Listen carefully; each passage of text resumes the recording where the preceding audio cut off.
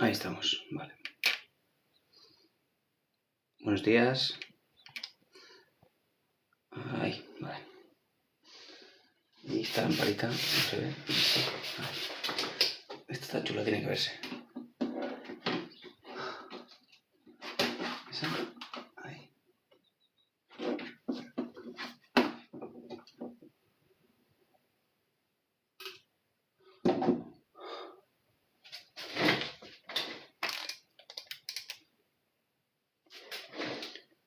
Buenos días.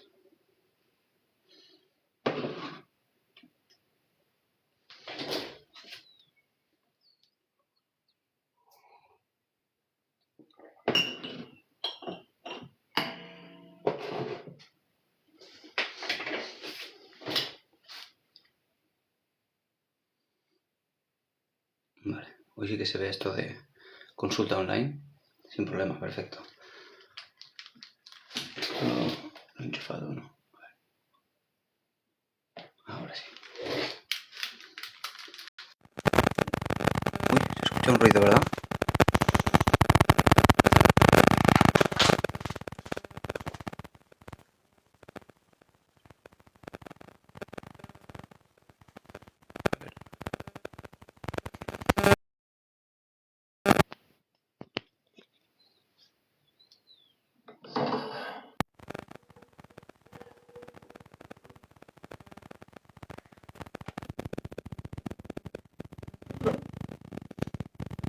A ver, un segundo.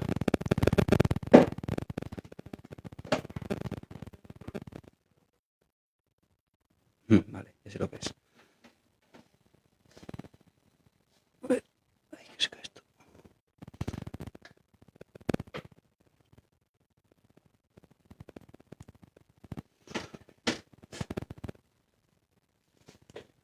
Porque ahí se escucha bien, ¿a que sí? No hace ruido, ¿no? Si en algún momento hace ruido me lo avisáis, ¿vale?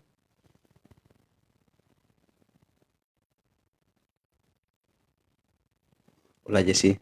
Se escucha un poco de ruido, sí. Como de fondo. Es como una interferencia.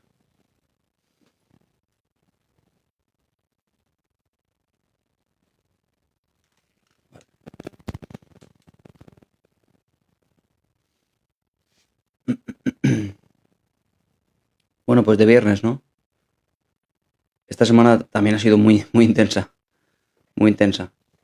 Dado que vienen las fiestas, he tenido todavía más trabajo esta semana. Gracias, maravilla. Hoy aún me quedan unas cuantas consultas, pero acabo pronto. Y ya a descansar.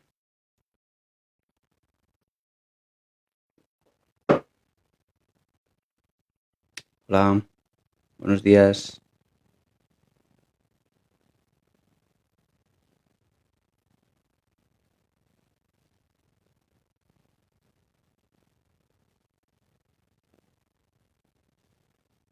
A ver, Dylan, me siento derrotado. Algún día iré a conocerte en persona. ¿De dónde eres? Si está muy lejos, tampoco vas a venir aquí.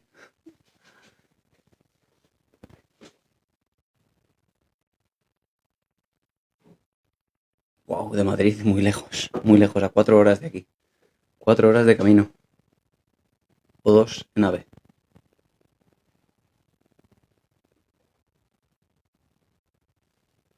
Hola, señor, ¿qué tal? Buenas tardes. Yo soy divertido. Soy de India.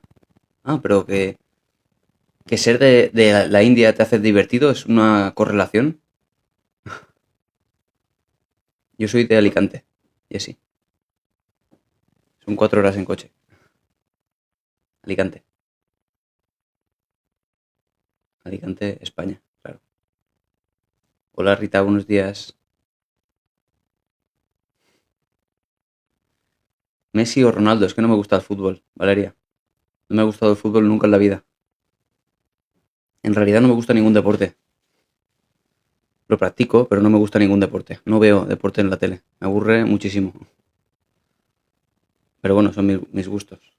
¿Qué vamos a hacer? A mi padre le sorprendía muchísimo que no me gustara el fútbol de pequeño. Bailar tampoco.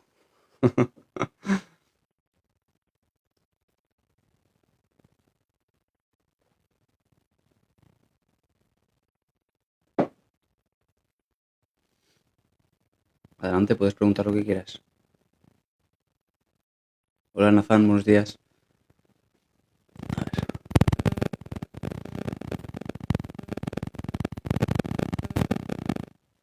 ¿Y qué entonces? ¿Qué me gusta? Pues me gusta leer, me gusta escribir, pero el fútbol no. Y los deportes, como digo, no me gusta ninguno, aunque practico desde hace toda la vida, pero toda la vida, entrenamiento de pesas en el gimnasio. De hecho, me lo acabé montando en mi casa, con tal de no perder el tiempo, yendo y viniendo. Pero eso ya sí que por pura disciplina. No me gusta, pero lo hago. Es lo de menos, que me guste. Sé que es bueno para mí, bueno para la salud, y punto. Y lo hago y punto. Me da una pereza terrible muchas veces. Claro, es de lo que hablábamos el otro día sobre el tema de la motivación. Esa gran trampa del, mm, bueno, de la fuerza de voluntad, de, bueno, tener ganas por las cosas. Uno si tiene que hacer deporte, pues lo hace por pura disciplina, no esperando que le apetezca. A mí no me apetece de los 300 días que voy al gimnasio al año, pues me apetece 2 o 3, en verano sobre todo. Pero lo hago igualmente, eso se trata. El hacer las cosas porque toca hacerlas y porque tú las has decidido de forma racional y no porque apetezca. Y si apetece, pues genial, lo disfrutas, estupendo. Y si no apetece, pues también. ¿A ti también te gusta escribir, Paola? Escribir poesías.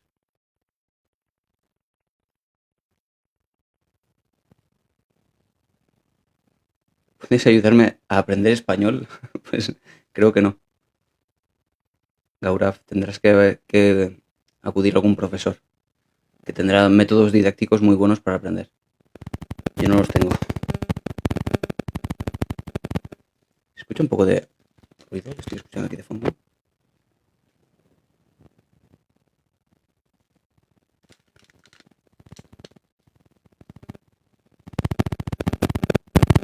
Sí, sí, ¿verdad? Mira, voy a quitar esto. Ahora no hay ruido, ¿verdad?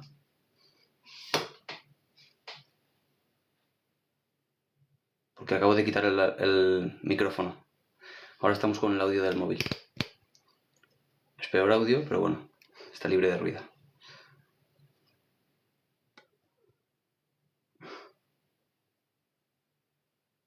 A ver. Hola, ya somos dos. Me cuesta muchísimo hacer ejercicio, pero lo hago casi a diario. Pero de mala gana, claro, pero lo haces, efectivamente. Es que también es un tema muy hedónico el esperar a tener ganas para hacer cosas, pero pasa un poco como el comer también. No podemos estar solo comiendo lo que nos apetece comer, si no comeríamos todos los días pues pizzas, hamburguesas, no sé, donuts y cosas muy palatables de azúcar y de sal. Eso no es ni de lejos lo que más nos interesa, evidentemente, ¿no? No podemos dejarnos llevar por lo que nos apetece o lo que no nos apetece. Tomamos decisiones, las llevamos a cabo, nos apetezca o no nos apetezca, y nos comemos una menestra de verduras cuando toca y pescado para cenar si toca y punto, y ya está. Y no valoramos si eso apetece más o apetece menos. Son decisiones que se toman porque está dentro de una estructura, de una dieta quizá, o de una forma de alimentación, o de una estrategia de hacer deporte, por ejemplo. Si de lunes a viernes te toca, de lunes a viernes te toca, pues te toca y ya está.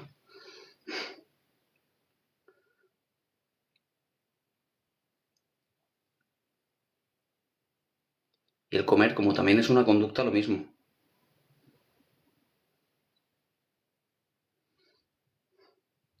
¿Por qué no nos gusta lo bueno? No, no es que no nos guste lo bueno. Clara, es que la comida altamente palatable es aquella comida que tiene muchísimo azúcar o muchísima sal. Las patatas fritas, por ejemplo, o pues eso, la comida muy dulce. Lo que genera sobre todo es un neurotransmisor, que es el glutamato, que hace que genere un disparo de energía muy fuerte en el cerebro y da muchísimo placer. Por eso están tan buenas las patatas fritas de bolsa, por ejemplo. Claro, ¿está igual de buena la verdura? Hervida, pues no está igual de buena. Claro, pero es que esa comida no está modificada o intencionadamente añadiendo elementos como la sal o el azúcar a propósito para generar un pico fuerte de intensidad en el sabor. Aquí de lo que se trata es que ¿por qué dejarnos llevar solo por lo que nos produce placer?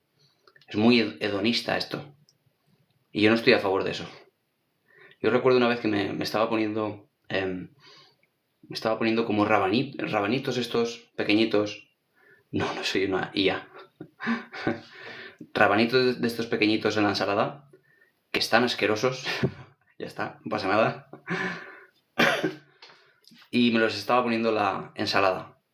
Que bueno, así pues mezclado con lo demás y en fin, con aceite y sal, un poquito de sal, pues estaba bien. Y me decía mi hija, ¿pero es que te gustan los rabanitos esos? Digo, no. Y entonces, ¿por qué te los pones en la ensalada? Digo, porque son saludables. Y desde entonces se los empezó ella a poner en la ensalada. Esa es un poco la idea. ¿Por qué? Solo por placer. ¿Las personas cambian? Una muy buena pregunta. Muy de la calle y del ámbito cotidiano de todo el mundo. También la respuesta de Cristina es muy cotidiana y de la calle y en fin, del entorno en el que todos nos movemos, pero la respuesta, vamos a añadir, científica, desde el punto de vista de la ciencia y de la psicología, es que sí pueden cambiar si la persona es la que quiere cambiar. Pero nunca jamás, y digo jamás porque es así como sucede, cambiar una persona a la otra. Eso nunca jamás. Porque siempre la otra persona que se sienta atacada se pone a la defensiva y no puede cambiar. Por mucho que la otra persona quiera que cambie. ¿Entiendes, Jonah? A mí me dicen eso muchas veces de...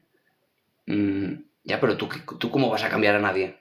¿Cómo tú vas a cambiar a los demás en tu consulta? Y tú no tienes ese poder para cambiar a los demás. Digo, no se trata de que yo tenga ningún poder para cambiar a los demás. Pero si una persona viene a mi consulta y me paga un dinero por mi hora, por mi tiempo, desde luego que su motivación es a cambiar. Es que quieren cambiar ellos, no saben cómo y vienen aquí buscando el cómo, precisamente. Pero son ellos los principales motivados para cambiar.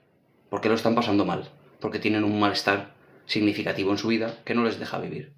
Así que, dada su gran motivación y su predisposición al cambio, entonces sí pueden cambiar. Y así sucede.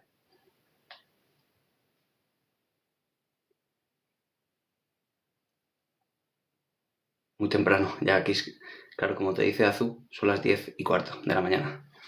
Aquí está bien la hora.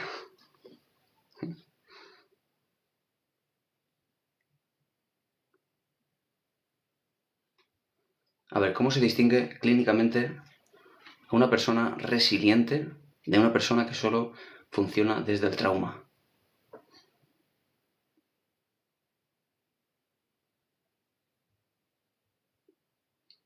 Bueno, a ver, clínicamente me dices, Loli, una persona resiliente es que para empezar no va a tener ningún trastorno psicológico.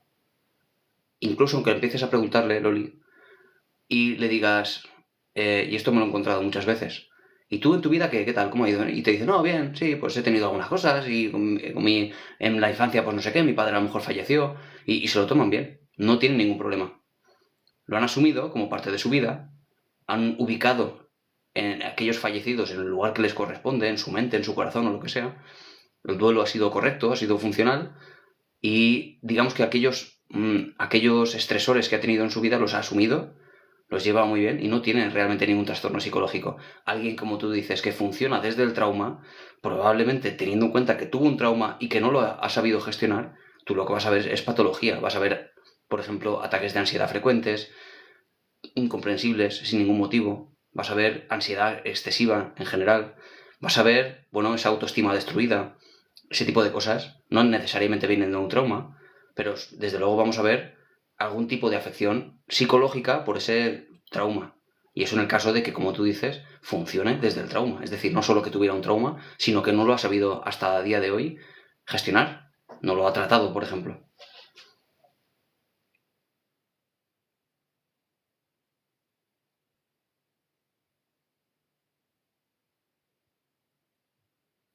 ¿Por qué? Pero ¿por qué preferimos lo malo y nos cuesta hacer lo bueno? Comiendo lechuga. ¿Quién es feliz comiendo lechuga? ¿Por qué preferimos lo malo? ¿A qué te refieres con lo malo? Es que lo de bueno y malo siempre es subjetivo, ¿vale, Clara? ¿Qué te refieres con malo? ¿Te refieres con la comida? Con la comida altamente palatable. Es decir, aquella con mucho contenido de sal o de azúcar. ¿Te refieres a eso? ¿Con lo malo? ¿Y lo bueno te refieres a lo saludable? Adelante, chispa. Ya me he perdido un montón de preguntas, perdonadme porque yo también me lío con mis respuestas.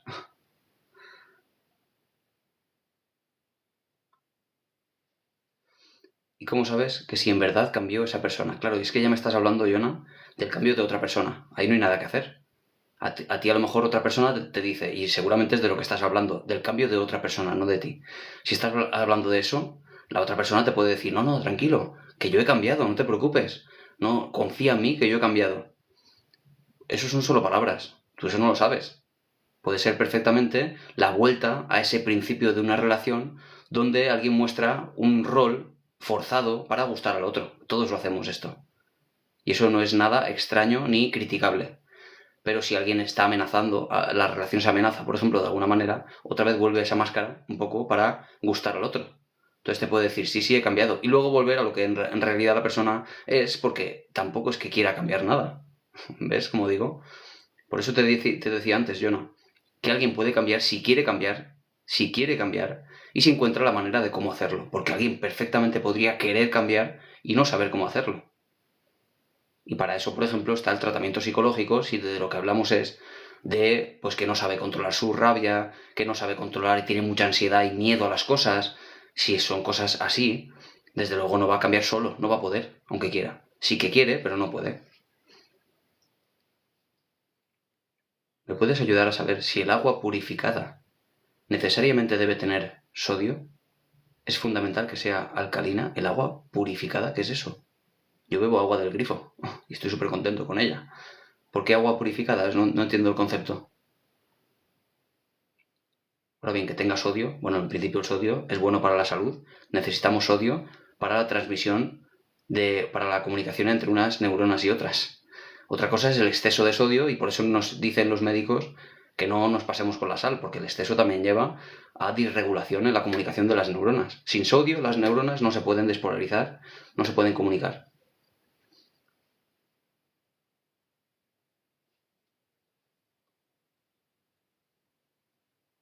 Pero vamos, no tengo ni idea.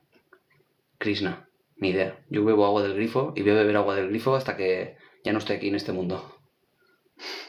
También te digo que donde yo vivo, el agua del grifo nunca ha tenido ningún problema y es de calidad.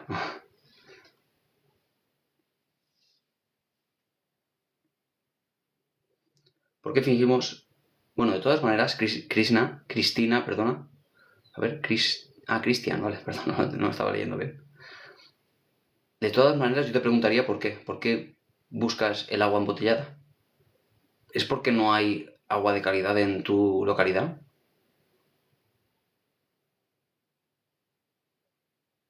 A ver, por qué fingimos ser feliz y sonreír? Bueno, no es algo generalizable a la sociedad. Pamela, más bien habla de ti. Tú parece ser que finges ser feliz y sonríes por quizá ajustarte a las expectativas de los demás. Hay personas que no lo hacen. ¿Sabes, Pamela? ¿Por qué no lo hacen?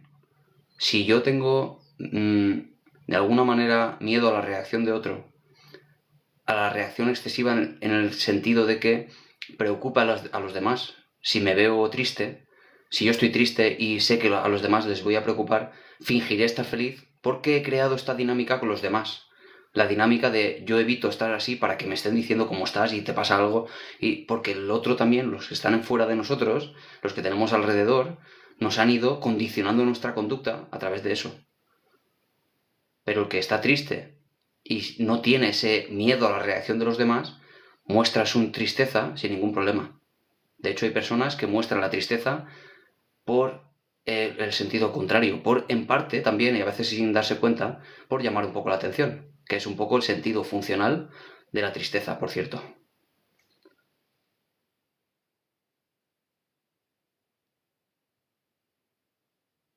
A ver, ahora voy con eso azul. Un momento.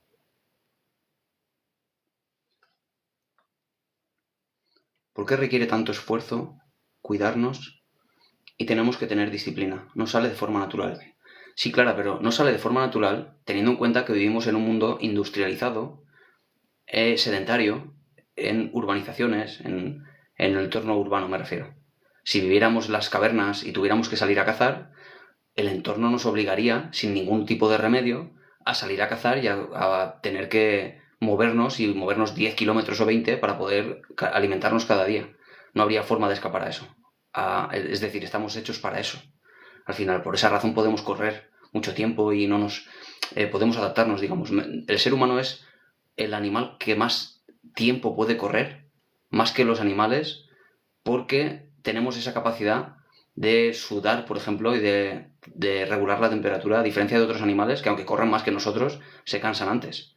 Y eso es porque la propia evolución ha hecho que nosotros estemos preparados para eso, para correr, para el salir a buscar la comida. Pero en un mundo industrializado, todo esto ha cambiado. Lo tenemos muy fácil, comer, porque solo tenemos que ir al supermercado, comprar grandes cantidades y podemos estar sin salir de casa un mes alimentándonos de porquerías además.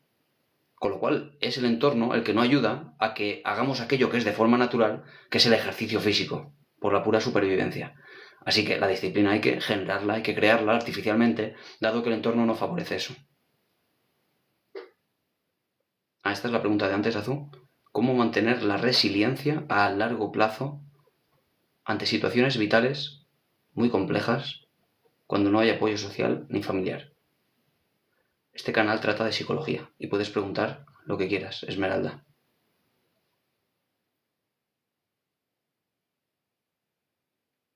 A ver, ¿cómo mantener la resiliencia ante situaciones vitales muy complejas? ¿Cómo cuál? Proponme una situación compleja. Una separación, una muerte de un familiar, quizá.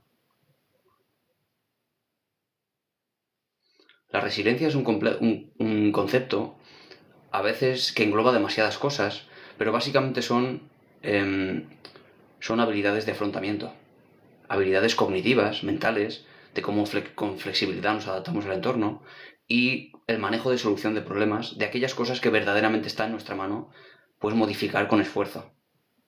Resiliencia es ese complejo que aúna todo esto de tal manera que uno se anteponga a cualquier estresor, inclusive los más graves.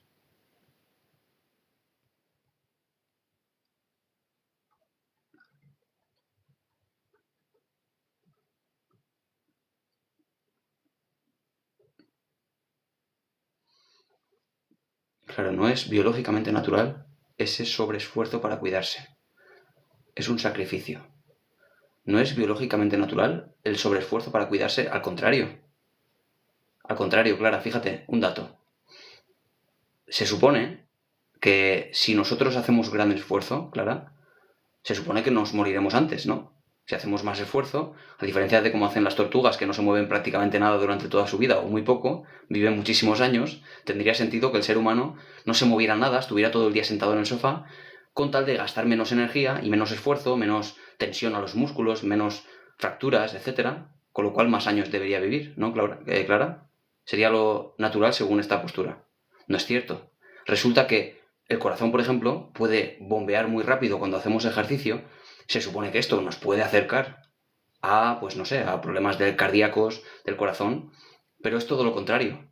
Si el corazón estimula y bombea muy rápido, cuando hacemos ejercicio, que es algo puntual durante un tiempo limitado, En realidad lo que hace es que cuanto más lo trabaja en ese momento puntual, al volver al estado natural, por ejemplo, el latido en estado de reposo empieza a bajar. Y eso es un seguro de vida. Si el estado en reposo, el ritmo cardíaco en reposo, es más bajo, tienes muchas menos probabilidades de padecer un infarto, por ejemplo, clara. Y eso es una evidencia bastante clara. Es decir, estamos biológicamente determinados, desde luego, y la biología nos empuja hacia eso, hacia la supervivencia. Así que en realidad, lo más óptimo para el ser humano es hacer ejercicio, biológicamente determinado en este sentido, porque el corazón está preparado para eso, para bombear, de forma intensa incluso, y luego relax. Y si tú haces un ejercicio muy intenso, como por ejemplo el ejercicio de pesas, un sprint muy fuerte, tipo HIIT o algo así, se pone hasta el límite incluso, y luego vuelve a un reposo más bajo todavía. Es muy saludable esto.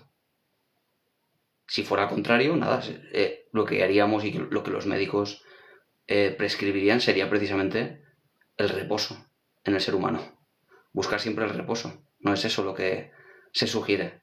Más bien al contrario.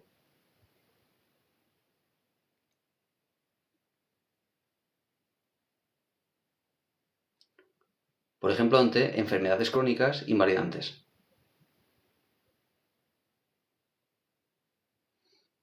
Ah, pero de esto no hablé ayer, Alfonso, del inconsciente. Bueno, ahora volvemos a matizarlo. Enfermedades crónicas invalidantes. Para cuestiones de estas que son muy estresantes, desde luego es un impacto, incluso el mismo diagnóstico, el momento del diagnóstico del médico puede ser muy traumático, pero puede ser muy traumático, claro, dependiendo de esa resiliencia, ese complejo que decía antes, tan amplio, ¿no? Lo invalidante, lo crónico, la enfermedad incluso que no tiene cura, incluso que te acerca con probabilidad a la muerte, desde luego es muy fácil, muy difícil, perdón, de asimilar. Pero todo esto depende de cómo nosotros vivimos en la situación en el sentido de que nos aferramos a la vida a costa de todo. Sí que es cierto que las personas que asumen la vida de una forma mucho más, no iba a decir superficial, pero más ligera, se apega menos a la vida a costa de todo, digamos que asume que cuando le toca su momento, pues le toca y no lucha contra algo que no puede, contra lo que no se puede vencer, que es la muerte. Así que digamos que todo este proceso es un proceso de aceptación, y esto que llamamos resiliencia entraría dentro de ello todo el bagaje, toda la herramienta psicológica en la cual alguien, cuando le dice algo como un cáncer, como una esclerosis, como lo que asume es, bueno, esto no voy a poder seguir haciéndolo porque me viene esto, voy a poder hacer, por ejemplo, esto que también me gusta mucho. Y por ejemplo, alguien que está en una silla de ruedas, que no puede mover nada más que la cabeza, tetrapléjico, por ejemplo, desde luego podría destruir su autoestima. Podría asumir, me refiero a algo, un choque, ¿no? Un accidente, algo que marca un antes y un después. Pues alguien puede, por ejemplo, empezar a destruirse a sí mismo psicológicamente y no querer vivir. O puede, por ejemplo, empezar a decir, todo esto ya no lo voy a poder hacer, no voy a poder jugar al fútbol, no voy a poder saltar, no voy a poder nadar, pero, por ejemplo, voy a poder seguir leyendo, que es lo que a mí me gusta. Bueno, pues por ejemplo, vamos a tener que ser capaces de siempre ir quitándole la gravedad que nosotros desde nuestra psicología hemos al principio, pues, o nos han impactado al principio este tipo de noticias. Evidentemente vamos a pasar por un pequeño proceso, por un duelo de aceptación de todo esto, pero cuando llegue, desde luego toda la conceptualización hacia la que empujemos, que vaya en sentido de ¿qué puedo hacer todavía valioso para mí o incluso valioso para los demás? Va a ser, digamos, otra forma de vivir esto tan invalidante. ¿Entiendes, Azul? Es una cuestión de nuevo, flexibilidad cognitiva, que también tiene que ver con eso de ese concepto de la resiliencia, la capacidad de adaptarte psicológicamente a aquellos golpes que están en el entorno.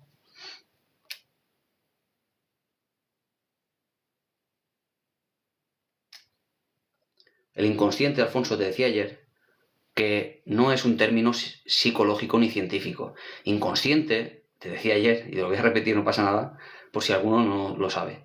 es un concepto que viene del psicoanálisis, que lo propuso Freud, incluso ya antes de Freud se hablaba en parte del inconsciente. No se ha encontrado evidencia de esto jamás, ni se va a encontrar jamás, porque siempre se escapa a cualquier tipo de medición. Inconsciente no es lo que no es consciente. Ayer explicaba que cuando uno conduce o cuando uno está fregando los platos pero está pensando en otra cosa, está haciéndolo de forma automática. Eso no es inconsciente. Inconsciente es para Freud el contenedor psicológico donde están todos los traumas de la infancia, aunque nadie haya tenido jamás un trauma. Él decía que sí, que en realidad sí, pero no se acordaba. Todo eso no se ha podido evidenciar, no es cierto, por tanto, se ha refutado. Así que inconsciente como tal es una palabra que no se utiliza en psicología. Se utiliza, por ejemplo, para evitar caer en el error de este término, lo no consciente, lo automático, pero no inconsciente. Es un concepto que no se utiliza en psicología, ¿vale?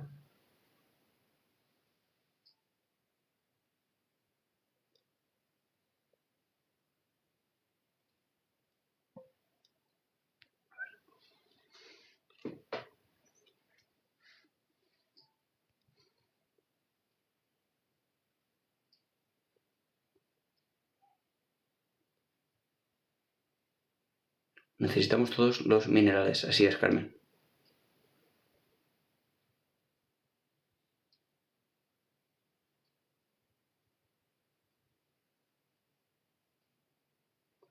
¿Quieres decir que la tristeza hay gente que la utiliza para llamar la atención? ¿Y cómo lo distingo? No, Loli. Quiero decir que todo el mundo, todo ser humano en la Tierra, utiliza la tristeza de forma funcional para llamar la atención. Ese es el sentido funcional de la tristeza. ¿Por qué crees que actuamos así con la tristeza?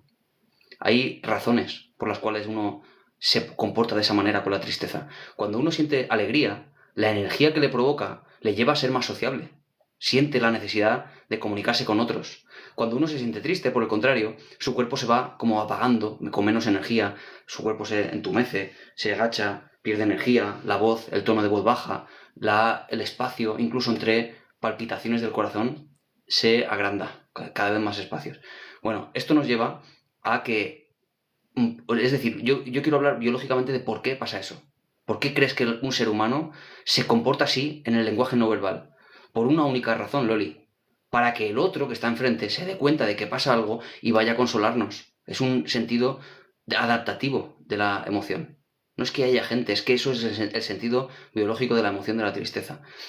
Para que vengan a consolarnos. Ahora bien, hay gente que, claro, ya es donde yo quería llegar antes. Hay gente que, por ejemplo, utiliza esto porque ha aprendido en su entorno a que cada vez que me pongo así, vienen a darme consuelo y esto me hace sentir muy bien. Y luego otra vez como que quiero volver a este proceso de volver a ponerme así y que me vengan a consolar, al final se convierte en un patrón disfuncional. Ya no es tristeza adaptativa, se ha convertido en que yo voy produciendo a los demás rechazo porque es ya insistente, insistente, ¿no? Y los demás empiezan a evitarnos porque ya es fuera de lugar. ¿Entiendes? Pero ese es el sentido adaptativo. El llamar la atención, así es. Además que he contado algunas veces cómo ocurre con la depresión, por ejemplo. Con la depresión, cuando alguien entra en depresión, desde luego inicia primero con estados de tristeza y con dejar de hacer cosas, con aparte de todo lo demás que conlleva una depresión, que es mucho más que la tristeza, ¿vale? Pero empieza con ese patrón de empezar a dejar de salir de casa, quizá, de dejar de hacer esas cosas, en fin, nos sentimos tristes y en principio el patrón común de los demás es venir a consolarnos. Como digo, es adaptativo, es lo normal. Pero empiezan a venir a consolarnos al principio y ante la evidencia de que no funciona nada, de que te digo, venga, vente conmigo, vámonos, venga, venga, vente conmigo a salir, a pasear, vente, y nada funciona, al final ese patrón de te entiendo y te apoyo y quiero hacerte salir y como no funciona empiezan a bajar y dejan de buscar ayuda contigo, dejan de intentar ayudarte, quiero decir. Es el patrón común.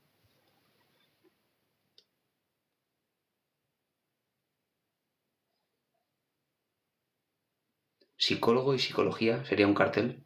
Sí, sí, lo suelo poner, pero como depende de dónde esté, si tengo la cámara un poco más para allá, lo pongo aquí arriba. Pero bueno, aquí pone consulta online sobre psicología, creo que se puede deducir con cierta capacidad de raciocinio.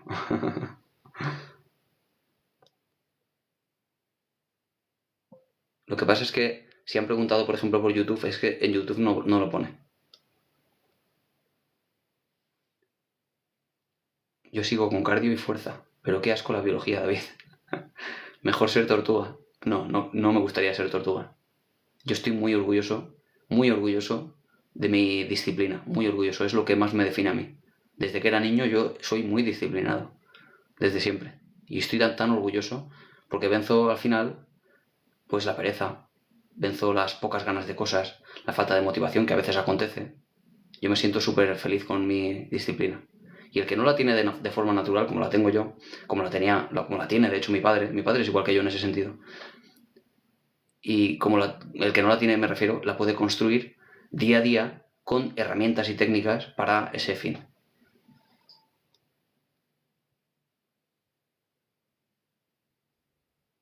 Hay que conseguir que David compre el micrófono nuevo.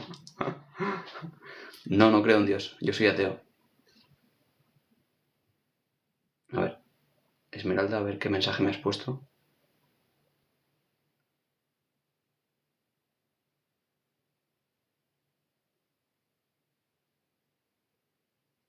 A ver. En este caso, si una persona conocida de 20 me dice que le gusta a alguien de 47 y me dice que no sabe cómo dejar de sentir eso, ¿qué le puedo decir? Pero bueno, me hablas de la edad, ¿no? De 20 y 47 la edad, ¿verdad? Bueno, ¿y qué problema hay? ¿Por qué tiene que dejar de sentir eso? Es que el amor no. El amor al final es un sentido también, aparte de psicológico, biológico, es un proceso biológico que desde luego no discrimina en si tiene esta edad o tiene la otra. Solo se ha producido cambios químicos también en el cerebro que hace que también la persona sienta lo que siente. Yo diría que no tienes nada que decirle. Porque además me hablas de otras personas, de terceras personas. No me hablas de ti. Si me dijeras tú, lo estoy pasando muy mal, porque yo estoy enamorada de una persona que no me quiere, que me ha rechazado, y yo no quiero sentirme así. Yo puedo ayudarte a que tú no sientas eso. Porque eres tú la que quiere cambiar. Pero tú a otra persona no la puedes ayudar. Porque cualquier cosa que le digas, lo vas a decir desde fuera. No le va. Porque un psicólogo, por cierto, nunca le dice al otro, no, ¿sabes qué pasa? Y le muestra otra forma de ver las cosas para que lo vea así de esa manera. No, más bien le enseña a que sea esta otra persona la que a sí mismo se diga y se genere unas narrativas diferentes. Y eso es lo que verdaderamente funciona. No que desde fuera te digan lo que tú no estás viendo.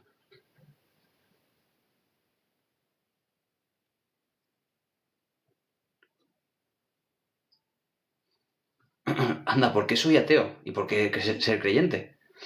No he encontrado todavía ningún motivo para serlo. Lo de que Dios me hizo y me ha dado oportunidad de estar vivo solo es tu creencia.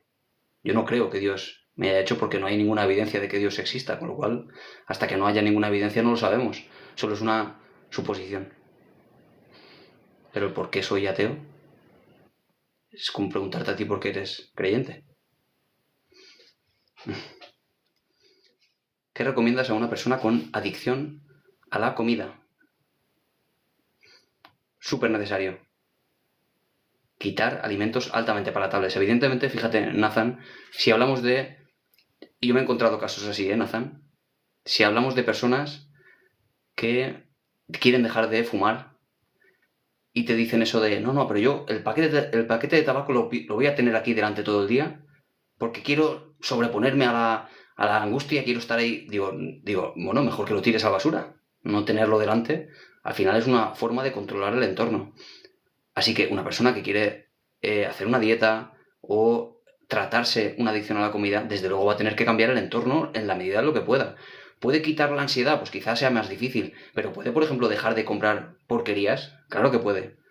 Si va a Mercadona, por ejemplo, o a cualquier supermercado, después de comer, sin la necesidad o sin el hambre, acuciando, ¿no?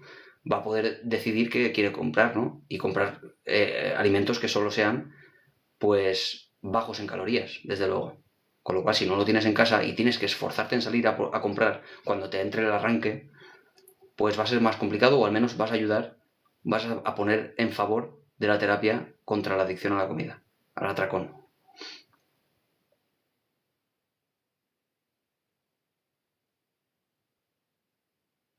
No está mal que a alguien de 20 le guste a alguien de 47. ¿Sabes qué pasa, Esmeralda? Que por aquí tenemos una persona creyente y es que resulta que el bien y el mal, ese que tú percibes, no es real. El bien y el mal es una construcción social que viene desde el origen judío-cristiano de la religión, y luego más allá de eso se ha ido matizando en determinadas culturas, en determinados países, en determinadas comunidades, en determinadas familias, incluso en determinadas dentro de la familia. El bien y el mal para un hermano no es lo mismo que el bien y el mal para otro hermano, que para el padre, que para el hijo. Con lo cual imagínate qué difuso es este concepto de lo que está bien y lo que está mal. Es muy complejo demostrar qué es lo que está mal objetivamente y qué es lo que está bien objetivamente. Más bien es tu apreciación, Esmeralda. ¿Está mal que a alguien de 20 le guste a alguien de 47? Pues puede que esté mal para ti, pero no para él, desde luego.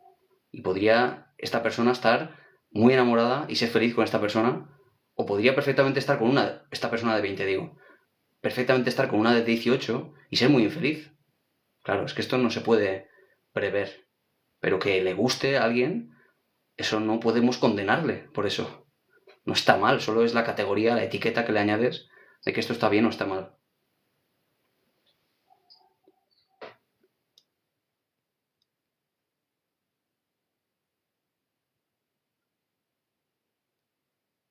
Coche nuevo, a los 5 días, percance de mi hija, el padre y yo estamos que explotamos. ¡Ostras! ¿Pero eso ha sido ahora, Maribel? ¿Ha sido esta semana? O sea, que he tenido un accidente con el coche.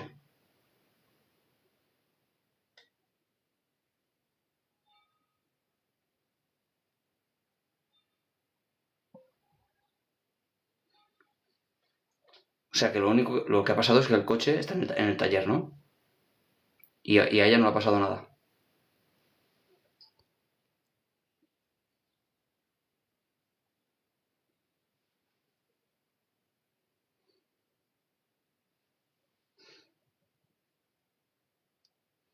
¿Qué opinión te merece que los padres sean demasiado protectores? Bueno, pues tiene consecuencias, desde luego, que sean protectores. Ser protectores, bueno, si diferenciamos dos conceptos, uno más bien funcional, otro más bien disfuncional, en realidad protector es bueno. Protector es al final que si ves que el niño se va a caer, porque está empezando a caerse de un sitio elevado, vas y lo coges, con lo cual no se hace daño. Protector es ponerle un casco cuando vaya con la bici, o ponerle rodilleras si va con los patines, está bien. Eso es ser protector. Es predecir el posible peligro y, bueno, anteponerte a ello, tomar decisiones, eso no es nada malo, chispa. Lo que sí es malo es la sobreprotección. Y decir, no, no, no, mi hijo no va a salir a la calle solo. A ver si le va a atropellar un coche. A ver si le va... En fin, y empiezas tú a tomar decisiones por él para que no le pase nada, nunca jamás. Y el niño en realidad tiene que pasarle cosas.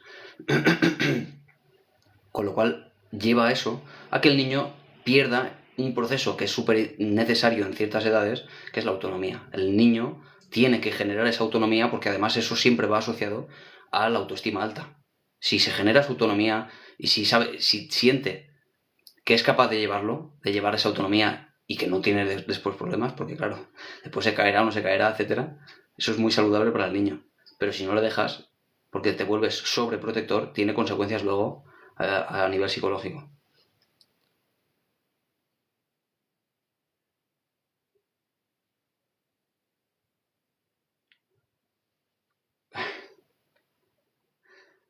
Claro, Ruth, pero es que no es así. El otro día lo hablábamos aquí también. Tú crees y te equivocas, en esto eso lo podemos saber por los estudios científicos que lo hacen, que estudian este tipo de cosas. El que es creyente no está exento de trastornos psicológicos, pero ni mucho menos. Las personas creyentes y las personas no creyentes tienen el mismo porcentaje, el mismo índice y prevalencia de trastornos psicológicos. No hay ninguna diferencia. Si la hubiera, yo estaría estupendo y de acuerdo con que en realidad demostraríamos que Dios es eficaz para el tratamiento de trastornos psicológicos, pero no es así. Y eso es más bien, de nuevo, tu creencia.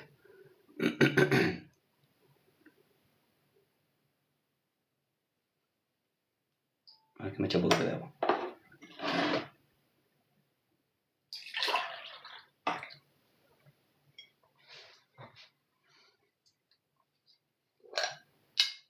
Madre mía, tengo un montón de comentarios, por responder.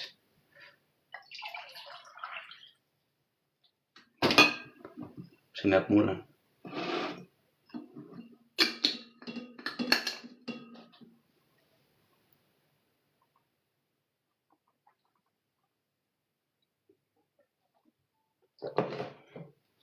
Ay, no me he traído una taza que me regalaron ayer, un paciente, un niño, más bonito. Me regaló una taza de Navidad. Le dije, a partir de ahora voy a llevarla en los directos. Gracias. Leo. Leo se llama.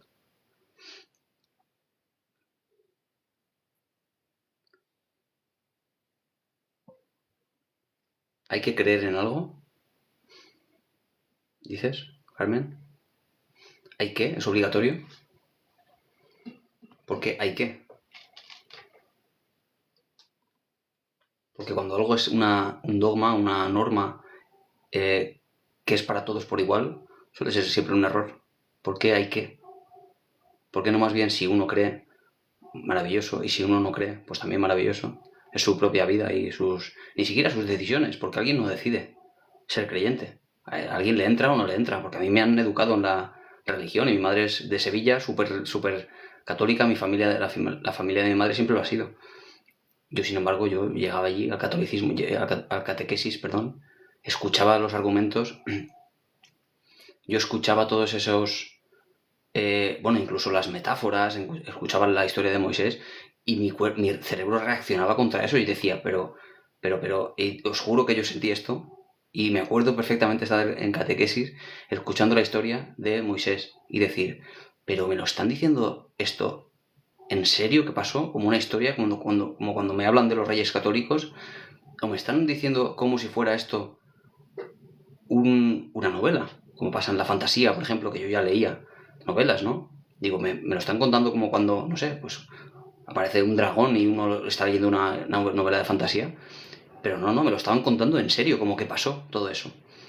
Como que Moisés abrió las aguas de pronto y que Josué paró el sol en el cielo durante todo un día. Digo, pero esto es de verdad. Y mi cerebro ya reaccionaba contra eso. A ver que ponga esto a cargar.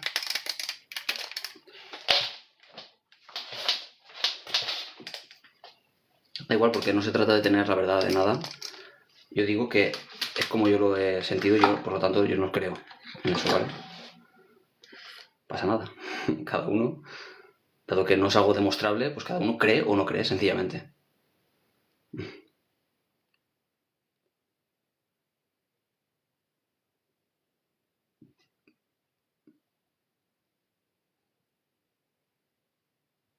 Cuando faltan minerales se obtiene el atracón. Bueno, al menos cuando faltan minerales, más bien es cuando pues tenemos más hambre quizá, ¿no? Es una sucesión de elementos neuroquímicos compleja.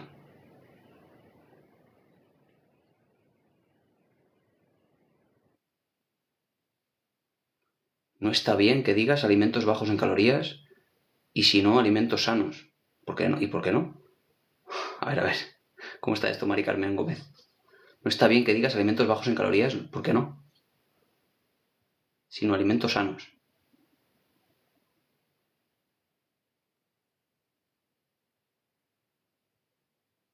Ostras, a ver cómo está esto.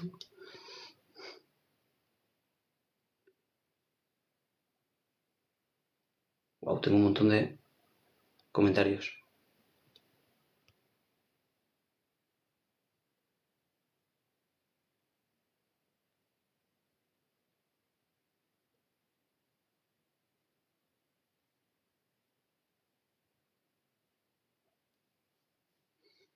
Aquí hablamos de psicología, Michelle. Y como siempre digo, puedes preguntar lo que quieras. Voy a intentar responderlo todo, ¿eh? Aquí en YouTube hay 17 personas ahora, pero en TikTok somos 155, con lo cual hay muchos comentarios y voy intentando responder todo lo que puedo.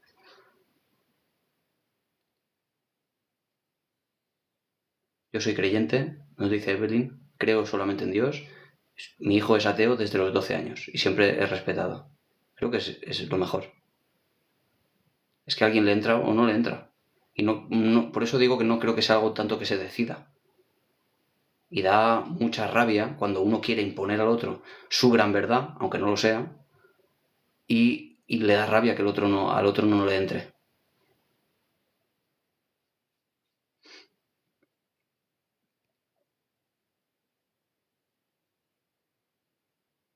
Es un don la fe.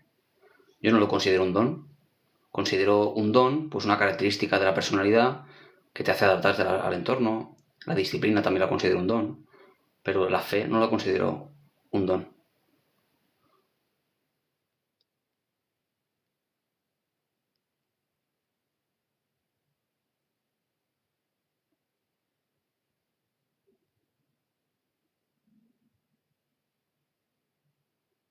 Bueno, ¿qué ha pasado, Maribel, entonces con esto? Quería desconectar, estaba que saltaba. A ver, entonces, que me quede claro, porque he perdido el mensaje. ¿Quieres decir que ha tenido un accidente con el coche, no le ha pasado nada, más bien han sido los daños materiales del coche, ¿no? Que está en el taller. ¿Se puede reparar el coche, Maribel? Porque si está en el taller es que se puede reparar. Entiendo, ¿no? Si no, no estaría en el taller, estaría ya en el desguace. ¿Verdad? Vale.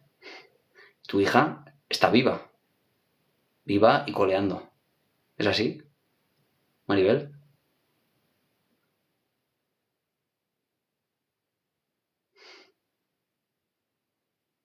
No, lo digo porque siempre aquí, claro, lo digo porque aquí siempre puede uno decir y centrarse en aquello que nuestra mente nos dice, vaya tela al coche ahora, acabar de comprarlo con el dinero que vale, bla, bla, bla, bla, bla, que imagino que además, pues no sé si tendrá seguro, no sé si al final es una cuestión de dinero y te cuesta la reparación 1.000 euros, dices, bueno, pues son 1.000 euros. Pero ¿y si tu hija no lo cuenta? Eso desde luego es lo que no ha pasado. Poder centrarte en esas cosas, ¿no? Poder decir, bueno, si se puede reparar porque está en el taller de hecho, bueno, al final es lo que te decía Maribel. La gravedad es algo percibido. Y cuando empiezas a verlo en perspectiva dices, bueno, pues no parece para tanto al final. No parece para tanto como si hubiera sido un accidente en el que tú sabes que pasa a veces, pues alrededor de unas 150 al año en España, que fallecen por un accidente. Tu hija ha tenido suerte. Claro, puedes decir, qué mala suerte he tenido. Acabar de comprarme el coche, claro. Pero es que la suerte, aquí es donde quieras poner tú la atención. Qué suerte he tenido que mi hija estaba viva, que el coche se puede reparar. Claro, ¿dónde quieres tú poner la atención? Sé que cuesta, pero aquí no hablamos de que sea fácil. Es una elección. ¿Dónde quieres tú poner tu foco de atención? ¿Qué es lo que quieres, en este caso, decidir creer? Es complejo, ¿no? Pero sí, sí, relativizar, claro. Además se nota así.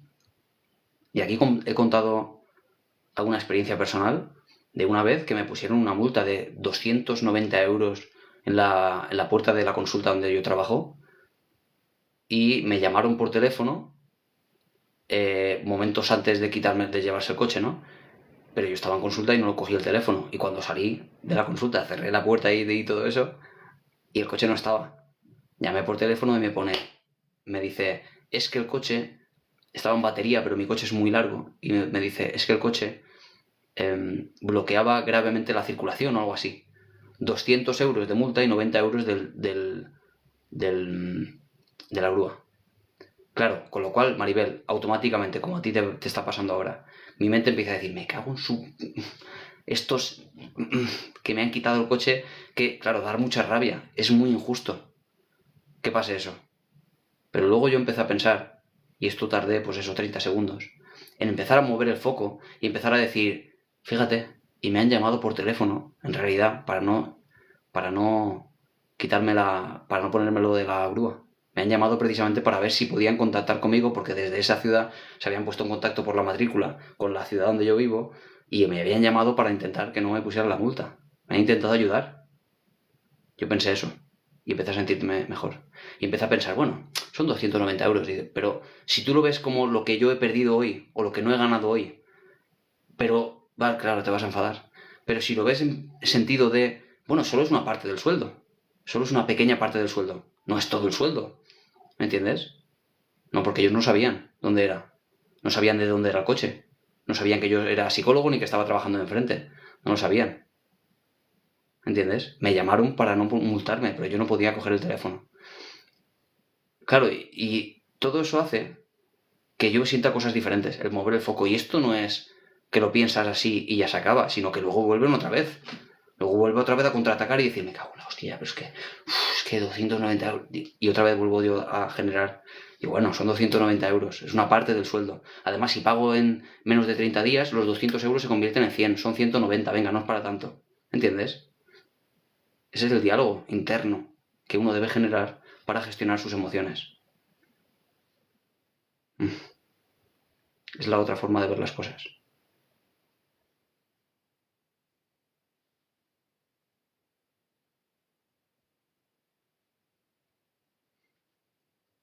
La religión entiendo que es una sustitución de la protección infantil que proporcionaban los padres y, como decía Freud, el niño es el padre del adulto. ¿Qué opinas?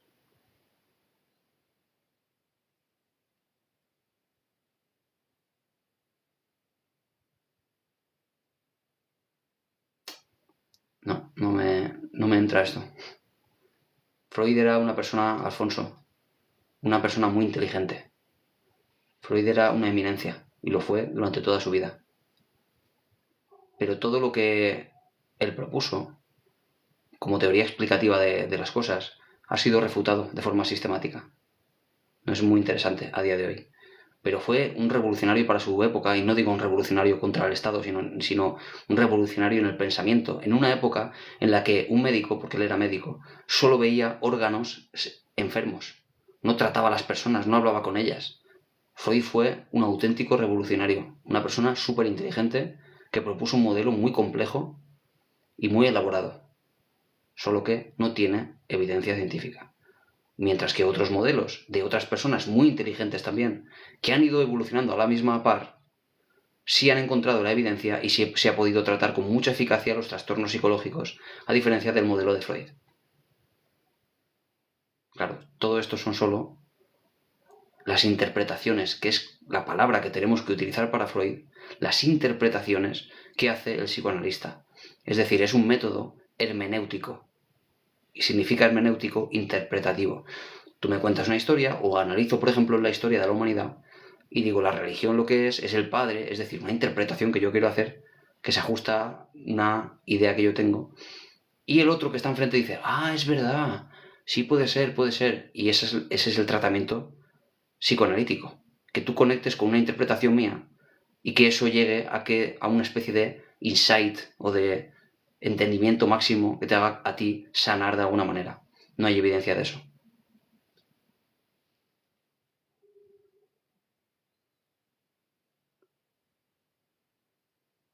Freud pasaba en otra galaxia de tanta harina que se metía. Sí, se metía así. Aunque era otra época también. No se sabía que era adictivo todavía. Es que se han cometido tantos errores con las drogas, Evelyn. Fíjate que hasta avanzada todavía más en el tiempo esto de los conocimientos sobre las drogas, se intentó a través de la heroína solucionar un problema. Ay, espérate. Solucionar un problema de adicción a la morfina. Porque se pensaba que esta otra no generaba adicción. ¿Os imagináis? Que esta droga tan poderosa que ha causado tantos estragos en los años 70, se pensaba al principio que no era adictiva. Pues así era. En la época de Freud no se sabía que la cocaína era adictiva. Y por eso se la metía.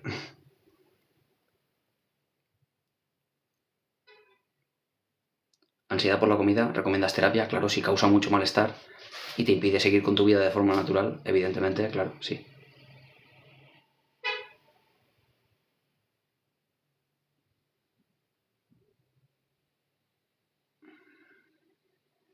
No política, no fútbol, no creencias. ¿Qué pasa con esto, Cristina? ¿Pero eso te refieres a mí?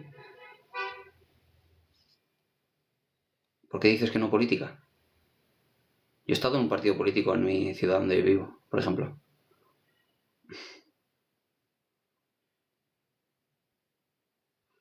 Sí, lo he pensado, Evelyn, pero no me han mandado nada.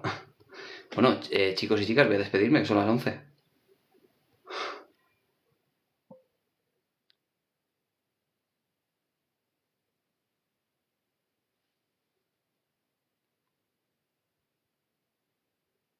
¿Por qué existen las letras? Las letras son una convención social, es una construcción. No existen de forma natural, ni siquiera la lectoescritura es natural en el ser humano. Es una adaptación del ser humano muy reciente. Y con muy reciente me refiero a 6.000 años. Bueno, me voy a despedir ya. Adiós, ¿vale? Porque podemos estar aquí hasta mañana otra vez y bueno, y el lunes un poquito más, ¿vale? Con un poquito más de psicología. Adiós, adiós.